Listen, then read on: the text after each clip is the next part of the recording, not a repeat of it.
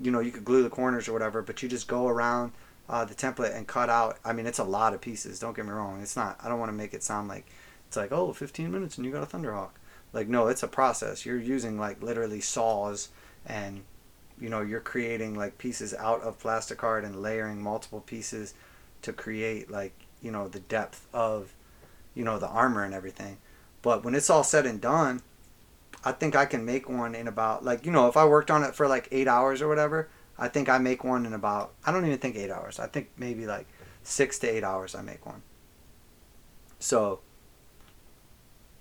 it's not that bad. And I think there's probably about, it's depending which one you go with again, you're probably looking at about 100 and, I don't know, maybe like without like cutting corners and shopping around and this, that, and the other, for like every little bit you need, like just buying like two Storm Raven kits and a Rhino is pretty much going to put you at like what, 170 or something like that. You know, obviously that's like not brand new Games Workshop straight up prices, but assuming you were able to get like, you know, a 20% discount through either like Amazon or eBay or, you know, your local store or whatever. I don't know. I think a lot of places offer a 20% discount. I don't think that's uncommon, because you could basically go on the internet and get like 20% discount. And like anybody that's smart that works in retail, obviously, like assuming it's with, you know, Games Workshop policy or whatever, anybody smart's going to offer you that same discount, or else all you're going to do is just like go buy that exact item online from somebody else who's just doing that. So, I mean, why wouldn't you be the one who does that? I don't know. But not everybody thinks like, not everyone is good at business. My brother and I were just talking about this the other day. Like the majority of people, I think, that start businesses or own businesses like are not business people. Like they're not necessarily even good at business. They're usually like into whatever their business is. Like, you know what I mean? Like if you start like, you know, a sewing business, it's probably because like you know how to sew or whatever. Like it's probably not because you're good at business. It's because you have like a skill, or, you know, able to perform a service or sell a good that people want. But it's not necessarily because you're good at business. So a lot of times, like, you know, I think we give businesses a little more credit than we should, because you're like, oh, they should do this, they should do that. It's like they're just regular people who probably just don't even know. You know what I mean?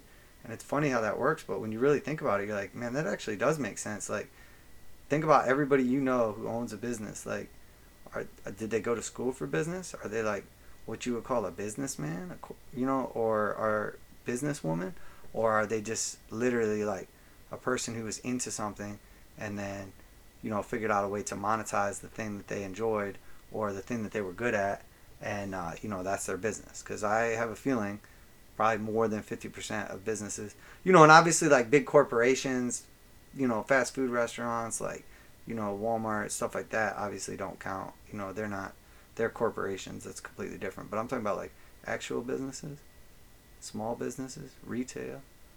Most of them people, just regular people who just enjoy something and figure, hey, might as well just make a little money doing what I love, you know? Sort of like your boy right here. Oh, I don't know why my water pot's all the way over there, but it is. I mean, we're making some progress. We're definitely getting a couple pieces painted up here. How long have we been going for? Oh, about an hour in. Okay, we got about an hour's worth of work done. Yeah, I mean, this is definitely like one of the more tedious steps of it. But if you can knock out, like, I see, this is what I think kills a lot of people is I think they're already touching their brush to the model way before they should be. And what I mean by that is, like, I'll try to get as much painting done prior to brushwork as I can. And what I mean is, like, you know, when I paint all this stuff like silver or black or whatever the goal is, I try to essentially make sure that I get like 2 layers of paint out of those 2 layers of paint. Like, I don't just paint everything, you know, all the way black and then come back through and paint it all the way silver. Like, that defeats the point. Because why not just paint it silver? You know, obviously, like, that's your, unless that's your like primer or whatever. But, you know, if you use like the primer and base coat and essentially like you've already created an effect, like a lighting or shading effect with those two colors rather than just one. Now whenever you add like color to it, it's just like we were talking about in the other one. Essentially you add in color to it later on, and then that color that you're adding in now gets like exponentially multiplied by the multiple layers that you've already laid down. And that's why like the zenithal lighting is so key. When we go through, and we may actually, I don't know, we'll see what's going on. We may actually come through and do those with the contrast paints. I have never used the contrast paints. I've seen overall like pretty good results out of them. My brother has not used the contrast paints. He is a skilled painter, but a little rusty. Hasn't really painted like as much lately. But I was thinking that could be like a fun little thing to do, like with the contrast paints, basically like an actual walkthrough with the zenithal lighting. That's gonna go like particularly well, because like the ideal thing to use in that case is basically like you basically want to use, I don't want to say watered down paints, but you're essentially using like thin paints, and then you're using multiple layers of that thin paint to like tint whatever you're putting it on. So you already have like the blue, gray, white from the initial like primer, like shadowing effect, or I shouldn't say primer, but base shadowing effect. So you're just trying to make sure that that shows through. So you want to use like a lighter paint, like a high pigment but low coverage. I don't know how to describe that. I'm not sure. You essentially want it to be like kind of watered down, so it's not just like fully just like taking over and just leaving that color behind. You want it to leave behind the shadowing effect that you added previously. So you use like multiple layers of like a thinner paint, but with but with high pigment in it. So you get like a real rich color, even though it's essentially just like, I don't know, it's kind of like a wash, but not really. Not really. But I mean, it gets the effect across like really, really well. I did some little zombies. What are they called? The Death Guard Poxwalkers. I did some of those. Well, it's actually like a kill team, Death Guard kill team, but it's like Poxwalkers and a couple Nurgle Marines.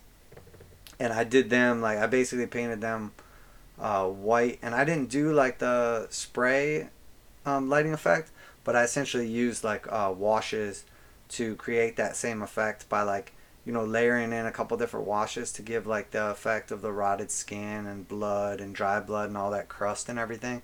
But then also like went back in the shadowy areas and did like a blue wash down in the recesses, which essentially is accomplishing like the same thing as using the blue first and then leaving it as like a shadowy effect. But it's just more work, because instead of like spraying it on there and then just not messing with it, and just going over it with a little bit of like a wash, basically, you're now just like repainting a whole area that you otherwise wouldn't have had to paint. And like that, that's my point again, is it's not that you don't want to be painting stuff, you just want to be like as efficient as possible. So if you're getting ready to paint something and 75% of what you're painting is going to be like silver, or the bottom layer of what you're going to paint is silver, like you should spray paint it silver.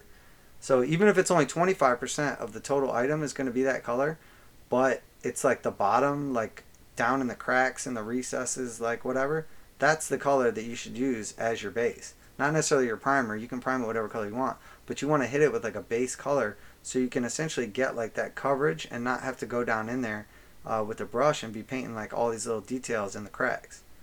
So,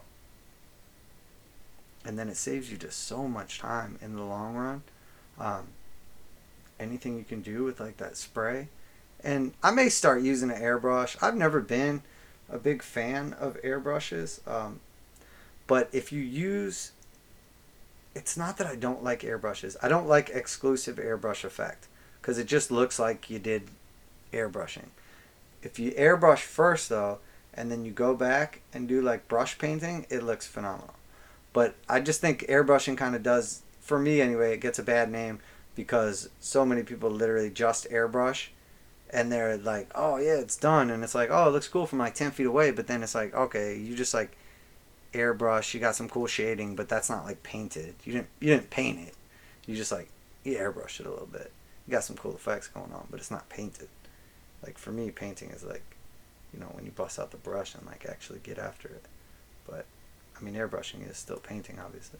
And I have seen people that are like a surgeon with an airbrush. It's absolutely phenomenal. Or they'll take like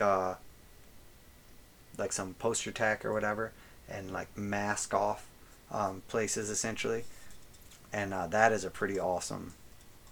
That is a pretty awesome effect. If you're good at that, people that like masking off like little portions or whatever and airbrushing are like absolutely amazing. And I mean, like I said, I've already decided I'm gonna branch out into airbrushing, just because, um, I mean, cans of spray paint are cool and everything, but there's no reason to be putting all that extra junk in the environment. It's not necessarily like the main reason to use cans of spray paint over airbrushing. It probably in the end costs about the same money. You probably get a little better quality of paint and a little more control with the airbrush. Overall, it's probably better for the environment. But in all reality, like the main reason I think the main reason to airbrush is probably control. But we shall see. I mean, I don't mind using cans of spray paint because there's like no cleanup. That's my biggest thing. Like, in order for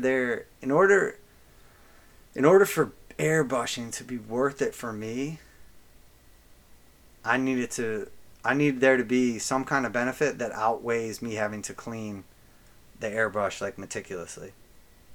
Because I did drywall forever, and I used to do knockdown drywall, which is like the like texture drywall. You like spray this thing with like a giant, I don't even know, it's like a giant funnel, and it just sprays like massive amounts of like chunks of drywall at the wall, and then you go back afterwards with like the knife, and you like, it's called knocking it down, but you basically like scrape it. You see it in like hotels all over the place. It looks like an orange peel kind of like effect, and that's it. I used to have to clean that thing like multiple times a day, and it sucks because it's like if you don't do a good job cleaning it one time, it's like it'll never come clean again after that. And I know airbrushing is like the same way.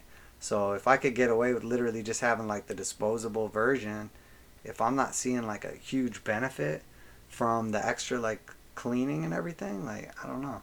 But I mean, I'm sure. I mean, not from the cleaning, but if I'm not seeing like an extra benefit from the airbrush, it's got to offset the amount of work I have to do for cleaning, and also like the extra noise. Not that it's like a big deal to have like a little compressor running or whatever.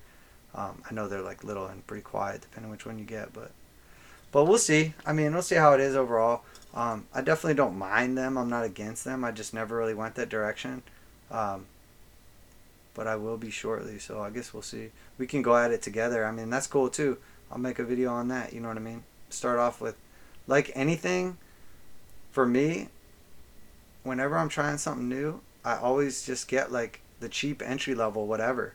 And then I try it and decide how I like it, toy with that a little bit, mess with the learning curve, you know what I mean? And then once I feel like I've hit, and I talk about this all the time, once I feel like I've hit that bottleneck where I'm like, okay, this thing isn't giving me as quality of like a final effect as what I want because it's not that good of a quality piece of machinery, then I will go out and I will buy like a nicer version of whatever it is. But I usually don't just go out and buy like the top whatever. Like I wait until it's like a necessity where it's like holding me back, or like I said, a bottleneck, where I basically feel like, okay, my quality or my performance would be exponentially increased if, I go out and do X, which is whatever, buy a nicer airbrush or, nicer paints or whatever. And that's a perfect example too, is like, you could go out and spend a ton of money on a new airbrush, but you're using, poor quality paints. Like one thing I love about GW is like their paints are absolutely phenomenal. I mean, they are great. I've used a few other brands paints, and there's definitely like other comparable ones, and I'm sure there's certain colors and certain